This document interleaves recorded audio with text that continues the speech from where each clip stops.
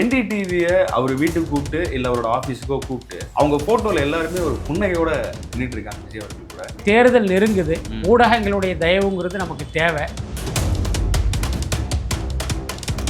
தமிழ் ஊடகங்கள் விஜய்க்கு கொடுத்த ஆதரவு வந்து ரொம்ப ரொம்ப முக்கியமானது. முக்கியமாக என்னை போன்ற சீனியர் பத்திரிகையாளர்கள் விஜயினுடைய ஆரம்ப காலத்திலிருந்தே அவருக்கு வந்து ஒரு பெரிய அளவில் நம்ம சப்போர்ட் பண்ணிட்டு இருக்கோம். இன்றைக்கு ஊடகங்கள் வந்து என்ன லட்சணத்தில் இருக்குது அப்படிங்கிறது முக்கியமானது. அதாவது நடிகர் விஜயாக இருக்கும்போது பிரச்சனை இல்லை. இன்னைக்கு இவர் தாவேகா கட்சியை தொடங்கிய பிறகு பார்த்தீங்கன்னா ஊடகங்களே விஜய்க்கு வந்து ஒரு எதிராக இயங்குறத நம்ம பார்க்க முடியுது. அதுக்கு என்ன காரணம்னா விஜய் மேலே கோபம். ஒவ்வொரு ஊடகங்களையும் இங்கே இருக்கிற ஆளும் கட்சிகள் விலைக்கு வாங்கிடுச்சு. இப்போ ஒரு புதிய தலைமுறை அப்படின்னு எடுத்துக்கிட்டா அதனுடைய ஓனர் யார் அப்படின்னா பச்சைமுத்து, SRM பச்சைமுத்து. அவர் வந்து ஒரு கட்சியை நடத்துறாரு, அந்த கட்சி பாஜகவோட இருக்கு. அப்போ அந்த சேனலில் வந்து நீங்கள் விஜய்க்கு ஆதரவா எப்படி ஒரு செய்தியை நீங்கள் எதிர்பார்க்க முடியும்? இந்த சூழ்நிலையில் விஜய் இவர்களை நம்பி எப்படி பேட்டி கொடுக்க முடியும்? என்ன அதனால விஜயை பொறுத்த வரைக்கும் இந்த விஷயத்தில் எடுத்ததை வந்து நான் ஒரு வகையில் வந்து நான் அதை வந்து ஆதரிக்கிறேன். யார் ஆளுங்கட்சியோ அவர்களுடைய ஊதுகுழலா தினத்தந்தி இருக்கும்.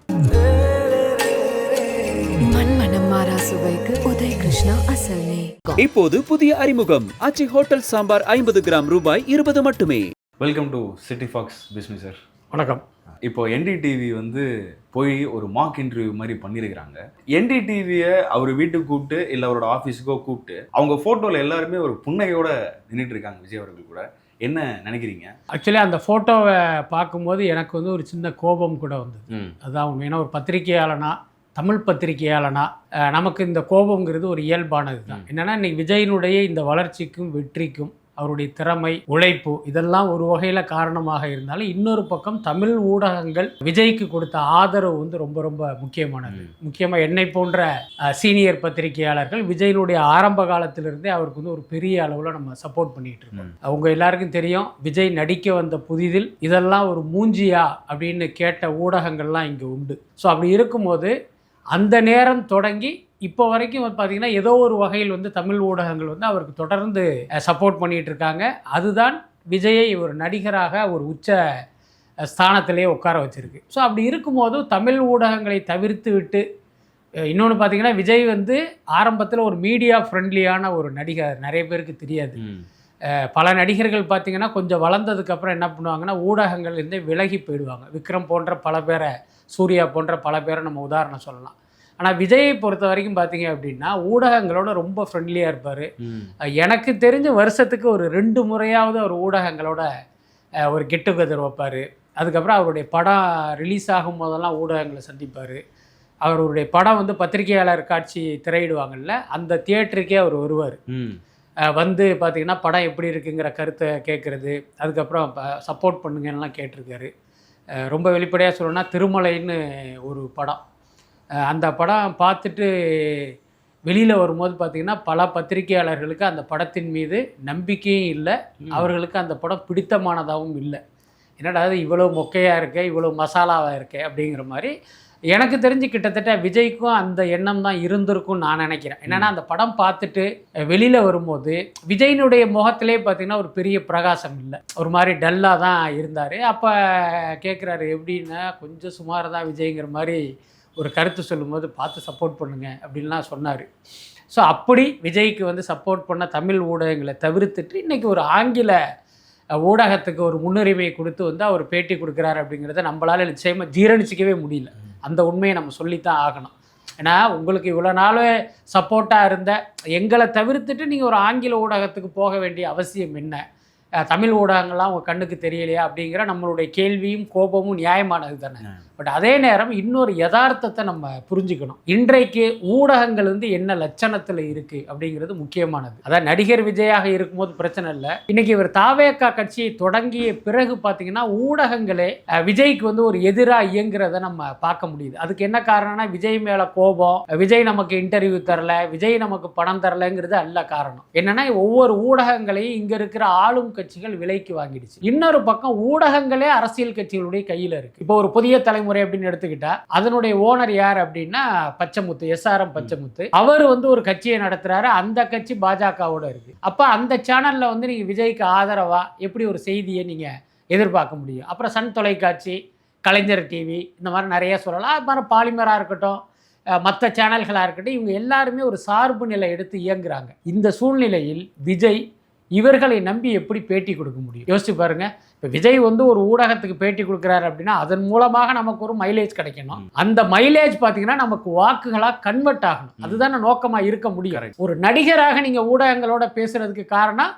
இவங்க சப்போர்ட்டு நம்ம படத்துக்கு ஹெல்ப் பண்ணணும், நம்ம படம் வெற்றி அடையணும், அந்த நோக்கம் அது. இன்னைக்கு அரசியல் கட்சி இது எல்லாமே வாக்குகளாக கன்வெர்ட் ஆகணுங்கிறதுனால தான் இந்த இன்டர்வியூ கொடுக்குறாங்க. அப்போ ஒரு உள்நோக்கத்தோடு வேறொரு அரசியல் கட்சியின் அடியாளாக இருக்கிற ஒரு ஊடகத்தின் முன்னால் போய் உட்கார்ந்தா மொதல் கேள்வியிலிருந்தே விஜய் வந்து டேமேஜ் பண்ண ஆரம்பிச்சிருவாங்க. புரியுதா இல்லையா? ஸோ அந்த சங்கடத்தை தவிர்ப்பதற்காக அப்புறம் இவர் ஊடகத்தையே சந்திக்கலை அப்படின்னு ஒரு பிரச்சாரம் பண்ணிட்டு இருக்காங்கல்ல. ஸோ அதையும் பார்த்தீங்கன்னா பொய்யாக்குவதற்காக ஆங்கில ஊடகத்தை தேர்ந்தெடுத்திருப்பாருன்னு நினைக்கிறேன். இன்னொன்று சார், இப்போது NDTV மாதிரி ஒரு நேஷ்னல் மீடியா வந்து அவங்க நம்ம ஊரில் கேட்குற ஒரு சில பத்திரிகையாளர்கள் கேட்குற கேள்வியை நிச்சயமாக அவங்க கேட்க மாட்டாங்க. அரசியல் சார்ந்து தான் அவங்க கேள்வி கேட்டிருக்காங்க. உங்களோட ரோல் மாடல்ஸ் யார், கரூரோட ஸ்டாம்பீட்டுக்கு அப்புறம் ஏன் நீங்கள் வெளியே அதை பற்றி பேசலை, உங்களுக்கு அரசியலில் யாரெல்லாம் பிடிக்கும் அப்படின்னு கேட்டிருக்காங்க. பட் இங்கே இருக்கிற பத்திரிகையாளர் இந்த மாதிரியான கேள்விகளை கேட்டிருப்பாங்களா? இல்லை, இதுதான் அறிவு சார்ந்த கேள்வி நான் சொல்ல வரல. பட் இந்த மாதிரி எதிரில் இருக்கிற கெஸ்ட்டையும் மதித்து கேள்வி கேட்டிருப்பாங்களான்றது ஒரு சந்தேகம் தான். அது கூட ஒரு காரணமாக இருக்கும். இல்லை, அதுதான் நான் ஏற்கனவே சொன்னது தான். ஊடகங்கள் மட்டும் கரப்ட் ஆகலை, ஊடகவியலாளர்களும் கரப்ட் ஆகிட்டாங்க. அதுதான் உண்மை. இன்றைக்கி நீங்கள் பல்வேறு தொலைக்காட்சி விவாதங்களை போய் பார்த்தா அரசியல் விமர்சகர் அப்படிங்கிற போர்வையில் பல கட்சிகளுடைய கூலிப்படை வந்து அங்கே உட்கார்ந்துருக்கிறத நம்ம பார்க்குறோம். விஜய் மீது எந்த அளவுக்கு வன்மத்தை கக்குறாங்க பார்த்தா பத்திரிகையாளர்னு போட்டிருப்பாங்க. அப்போ மக்கள் என்ன பண்ணுவாங்க, அடடா ஒரு பத்திரிகையாளரே இப்படி கருத்து சொல்வாரேன்னு மக்கள் நினைப்பாங்க. ஆனால் அவர் வந்து ஒரு கட்சியால் வாங்கப்பட்டவர், ஒரு கட்சியின் சார்பாக பேசுகிற ஒரு கூலிப்படை அப்படிங்கிறது யாருக்கும் தெரியாது. ஸோ இப்படிப்பட்டவர்கள் முன்னால் போய் உட்கார்றது அப்படிங்கிறது அது ஒரு சரியான விஷயம் இல்லை. என்ன அதனால் விஜயை பொறுத்த வரைக்கும் இந்த விஷயத்தில் எடுத்ததை வந்து நான் ஒரு வகையில் வந்து நான் அதை வந்து ஆதரிக்கிறேன். பத்திரிகையாளராக உங்களுக்கு சின்ன கோபம் இருக்கு, அதில் மாற்றம் இல்லை, அதில் எந்த மாற்றம் இல்லை. பட் அதே நேரம் எல்லா பத்திரிகையாளரையும் நீங்கள் வந்து அப்படி எடை போடக்கூடாது. புரியுதா இல்லை? நீங்கள் ஒட்டுமொத்த பத்திரிகையாளரும் அரசியல் கட்சிகளின் கூலிப்படையை இயங்குறாங்களா நம்ம ஒரு குற்றச்சாட்டை வச்சிட முடியாது.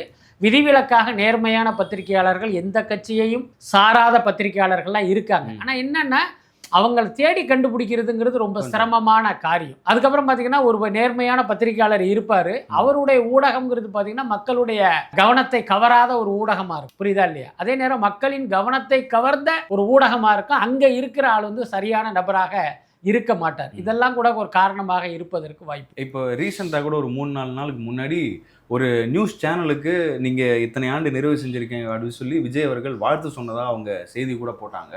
மேபி அந்த ஏன்னா இதுக்கு முன்னாடி எவ்வளோ ஊடகங்கள் இருக்குது, ஆனால் அதுக்கெல்லாம் ஒரு வாழ்த்து சொல்லலை. பட் அந்த ஊடகத்தில் ஏதோ ஒரு நேர்மை இருக்குன்னு நினச்சதுனால அவர் சொல்லியிருப்பாரா? அப்படி நம்ம சொல்ல முடியாது. தேர்தல் நெருங்குது, ஊடகங்களுடைய தயவுங்கிறது நமக்கு தேவை. என்ன எல்லா கட்சிகளும் எல்லா தொலைக்காட்சிகளும் ஒரு சார்பு தன்மையோடு இயங்கினாலும் நீங்கள் எல்லா செய்திலையும் அந்த பார்சியாலிட்டியை காட்டிட முடியாது. புரியுதா இல்லையா? அப்போ ஏதோ ஒரு வகையில் நீங்கள் வந்து ஒரு கட்டத்திலேயாவது ஒரு நடுநிலையான அல்லது ஒரு சார்பற்ற செய்தியை வந்து வெளியிட வேண்டிய கட்டாயத்துக்கு அந்த ஊடகம் தள்ளப்படும். அதனால் ஒட்டுமொத்தமாகவே பிராண்ட் பண்ண தேவையில்லை. அதுக்கப்புறம் பார்த்தீங்கன்னா அவங்க என்னதான் வந்து ஒரு அரசியல் கட்சியின் சார்பாக நமக்கு எதிராக இருந்தாலும் தேர்தல் நேரத்தில் வெளிப்படையாக நீங்கள் அவங்கள வந்து பகச்சிக்கவும் முடியாது. ஏன்னா ரவுண்டு கட்டி அடித்தாங்கன்னா அது தாங்க முடியாது. புரியுதா இல்லையா? அதன் காரணமாக கூட சரி ஓகே அவங்களுக்கு ஒரு வாழ்த்தை சொல்லி வைப்போம், நமக்கு வந்து அவங்க இணக்கமாக, இதன் காரணமாக கூட அந்த தொலைக்காட்சி வந்து அடடா விஜய் நமக்கு வந்து வாழ்த்து சொன்னார், அதனால அவருக்கு வந்து கொஞ்சம் ஆதரவான ஒரு செய்தியை போடுவோம் அல்லது குறைந்தபட்சம் அவருக்கு எதிரான செய்தியை வெளியிடாமல் இருப்போம் அப்படிங்கிற ஒரு முடிவுக்கு கூட அந்த ஊடகம் வருவதற்கு வாய்ப்பு இருக்குது. ஸோ அந்த மாதிரியான ஒரு கணக்காக கூட இதை நம்ம எடுத்துக்கலாம். சரி, இப்போ ஒரு ஊடகம் நம்ம ஆரம்பிக்கும் போதே ஒரு கட்சியோட பின்புலத்தோடு தான் ஆரம்பிக்கப்படுதா, இல்லை வளர்ந்ததுக்கு அப்புறமா எந்த கட்சியோட ஆதரவும் இல்லாமல் நம்மளால் நிலைக்க முடியாதுன்ற ஒரு நிலை நம்ம தமிழ்நாட்டில் இருக்குன்னு நினைக்கிறீங்களா? ஆக்சுவலி ரெண்டுமே நடக்குது. இப்போ நீங்கள் கேட்ட மாதிரி ஆரம்பிக்கும் போதே ஒரு அரசியல் கட்சியின் தயவோடு பின்னணியோடு ஆரம்பிக்கப்பட்ட ஊடகங்களும் உண்டு. இன்னொன்று பார்த்தீங்கன்னா இன்றைக்கி ஊடகங்களை ஒருத்தர் தொடங்குறதுங்கிறது சாதாரண விஷயம் இல்லை. முக்கியமாக ஒரு தொலைக்காட்சி ஊடகத்தை, ஏன்னா அதுக்கு பல கோடி ரூபா வேணும், எல்லாத்துக்கு மேலே ஒன்றிய அரசினுடைய லைசன்ஸ் வேணும். இது ரெண்டும் ரொம்ப முக்கியமானது. இதற்கு வந்து பல கோடி தேவை. அந்த பல கோடிங்கிறது ஒரு சாமானியமாக ஒருத்தர்கிட்ட இருப்பதற்கு வாய்ப்பு கம்மி. அப்போ அரசியல் பின்புலம் கொண்ட அல்லது அரசியல்வாதிகளிடம் மட்டும்தான் அத்தனை கோடிகள் கொட்டி கிடக்குங்கிறது நமக்கு தெரியும். அப்போ அவங்க அந்த பணத்தை வைத்து இந்த ஊடகங்களை தொடங்குவாங்க. அதோட நோக்கம் என்னன்னு கேட்டால் மக்களுக்கு வந்து ஒரு டிரான்ஸ்பரண்டான செய்தியை கொடுக்கணும், நேர்மையான செய்தியை கொடுக்கணுங்கிறது அல்ல.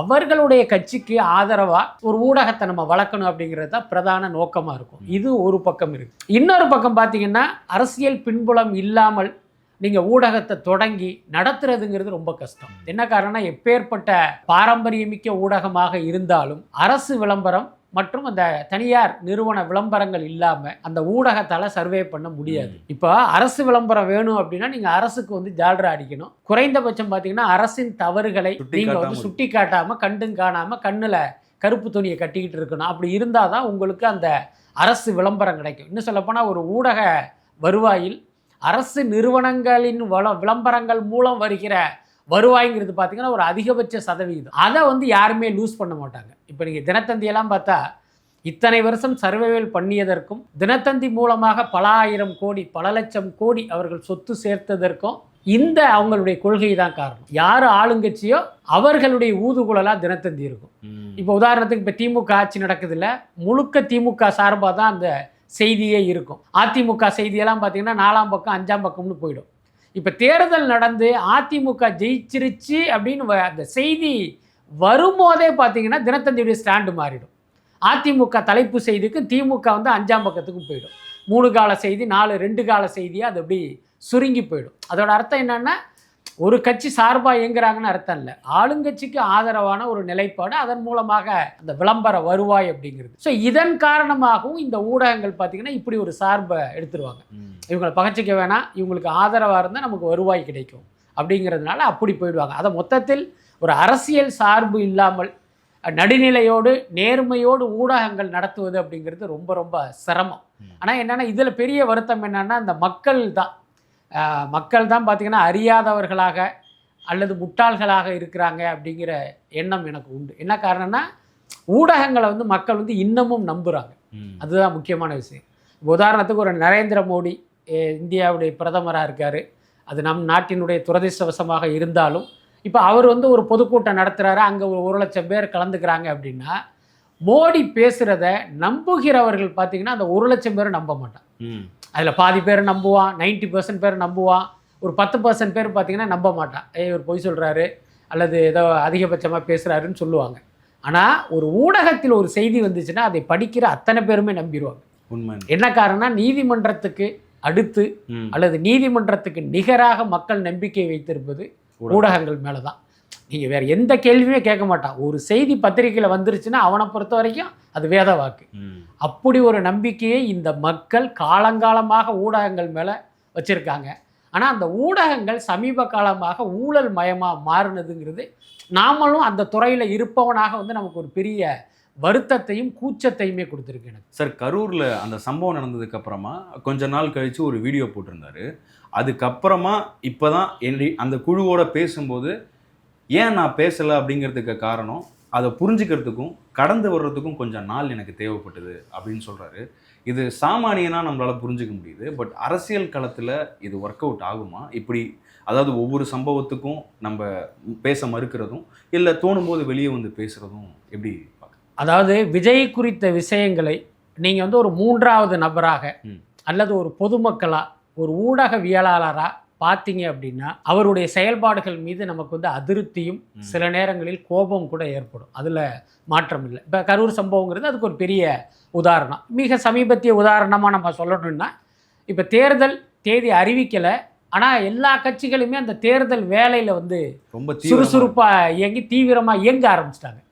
விஜய் பார்த்திங்கன்னா இன்னும் கூட்டுக்குள்ளே இருந்தே வரலை. அப்போ இதை பார்க்கும்போது நமக்கு ஒரு கேள்வி இருக்கும், அல்லது ஒரு கோபம் இருக்கும், அல்லது இந்த கட்சி எங்கடா தேரப்போகுது அப்படின்னு கூட ஒரு எண்ணம் கூட நமக்கு ஏற்படும். ஆனால் நான் சொல்ல வர்றது என்ன அப்படின்னா விஜய் விஷயத்தை பொறுத்த வரைக்கும் இந்த ஆங்கிள் இருந்து பார்க்காம நீங்கள் விஜயினுடைய கண்ணோட்டத்தில் அதை பார்க்கணும். அது ரொம்ப முக்கியமானது. இப்போ உதாரணத்துக்கு எடப்பாடி நினச்சா எங்கே வேணாலும் போகலாம், எந்த பிரச்சனையும் இல்லை. ஸ்டாலின் நினச்சா எங்கே வேணாலும் போகலாம், உதயநிதி நினச்சா எங்கே வேணாலும் போகலாம். ஏன்னா கூட்டங்கிறது என்ன தன்னெழுச்சியாக இவர்களை பார்க்க வராது. இவர்களாக குவாட்டரும் பிரியாணியும் 1000 ரூபா 500 ரூபா பணமும் கொடுத்தா வந்து இறங்குவாங்க. நீங்கள் பணம் கொடுக்கலன்னா அந்த இடத்துல கூட்டமும் வராது. அப்படியே பணம் கொடுத்தாலும் பார்த்தீங்கன்னா மெல்ல நடைய கட்டுற கூட்டத்தையெல்லாம் நம்ம பார்க்குறோம். ஆனால் விஜய்க்குங்கிறது அப்படி கிடையாது. ஏன்னா அவர் வந்து ஒரு மிகப்பெரிய உயரத்தில் இருக்கிற ஒரு நடிகர், மக்கள் ஆதரவு பெற்ற ஒரு நடிகர். அவரை பார்க்க மாட்டோமா அப்படின்னு தமிழ்நாட்டு மக்கள் தவம் கெடுக்கிறதெல்லாம் நம்ம பார்க்குறோம். அப்போ இவர் வெளியில் வரும்போது அவங்க ஓட்டு போடுறாங்க இல்லைங்கிறது வேற விஷயம். ஒரு நடிகனை பார்க்கணுங்கிற பேராவலில் பார்த்தீங்கன்னா ஒரு பெரும் கூட்டம் திரளுது. அதை சமாளிக்கிற அளவுக்கு தாவேகா நிர்வாகிகளுக்கு அனுபவமும் இல்லை, பக்குவமும் இல்லை. இன்னொரு பக்கம் காவல்துறை நிச்சயமாக ஒத்துழைப்பு கொடுக்காது. என்ன காரணம் அப்படின்னா, இந்த கூட்டத்தில் ஏதாவது ஒரு பஞ்சாயத்து ஏற்பட்டு அது வந்து விஜய்க்கு ஒரு கெட்ட பெயரை ஏற்படுத்தணும் அப்படிங்கிறது அரசினுடைய எண்ணமாகவும் எதிர்பார்ப்பாகவும் இருக்குது. அதை நிறைவேற்றுகிற இடத்துல காவல்துறை இருக்குது. அதனால் அவர்களும் ஒத்துழைப்பு கொடுக்க மாட்டாங்க. அப்போ விஜய் என்ன பண்ணுவார்? என்ன, நம்ம மக்களை சந்திக்கணும், ஆனால் இப்படி ஒரு பிரச்சனை இருக்குங்கும் போது இந்த ப்ராசஸ்லேயே பார்த்தீங்கன்னா அவர் வீட்டுக்குள்ளேயே முடங்கி கிடக்கிறதா தான் நான் நினைக்கிறேன். இன்னொரு நிறைய பேருக்கு தெரியாத தகவல் என்னன்னா, கரூர் சம்பவம் நடந்த பிறகு விஜய் எடுத்த முடிவு என்ன அப்படின்னா, யார்கிட்டையும் சொல்லாமல் கிளம்பி அந்த 41 பேர் உயிரிழந்தாங்கல்ல அவங்க குடும்பத்தை போய் சந்திக்கிறதுன்னு ஒரு முடிவை எடுத்துட்டார். அதற்கான நாள் குறித்து அதற்கான ஆயத்தகத்தில் கூட இறங்கிட்டார். ஆனால் திடீர்னு பார்த்தீங்கன்னா அவர் கூட இருக்கிற நபர்கள் வந்து அதை வந்து தடுத்துட்டாங்க. சார், தயவு செஞ்சு அந்த மாதிரி பண்ணிடாதீங்க. நீங்கள் ஒரு வீட்டுக்கு போகிறது யாருக்கும் தெரியாமல் இருக்கும், 2 வீட்டுக்கு போகிறது யாருக்கும் தெரியாமல் இருக்கும். ஆனால் 3வது 4வது வீட்டுக்கு போகும்போது பார்த்தீங்கன்னா மக்கள்கிட்ட செய்தி பரவி ஒரு கூட்டம் திரண்டுரும். அதுவும் போலீஸுக்கே சொல்லாமல் நம்ம போகிறோம். அப்படி போகும்போது பார்த்தீங்கன்னா ஒரு அசம்பாவிதம் நடந்தால் அது இன்னும் பிரச்சனையாயிடுன்னு விஜயை வந்து ரொம்ப கன்வின்ஸ் பண்ணி அவர் வந்து கண்ட்ரோல் பண்ணாங்க. இது எனக்கு பர்சனலாகவே தெரியும். ஸோ அப்போ நீங்கள் விஜயாக இருக்கும்போது தான் அவருடைய பிரச்சனையை நமக்கு புரிஞ்சிக்க முடியும். ஏன்னா அதனால் விஜய் மீதான விமர்சனத்தை இந்த கண்ணோட்டத்திலையும் நம்ம கொஞ்சம் கன்சிடர் பண்ணணும். மீண்டும் பேசலாம் சார். ரொம்ப நன்றி. நன்றி. மண்மனம் மாறா சுவைக்கு உதய் கிருஷ்ணா அசல் நெய். இப்போது புதிய அறிமுகம் ஆச்சி ஹோட்டல் சாம்பார் 50 கிராம் ரூபாய் 20 மட்டுமே.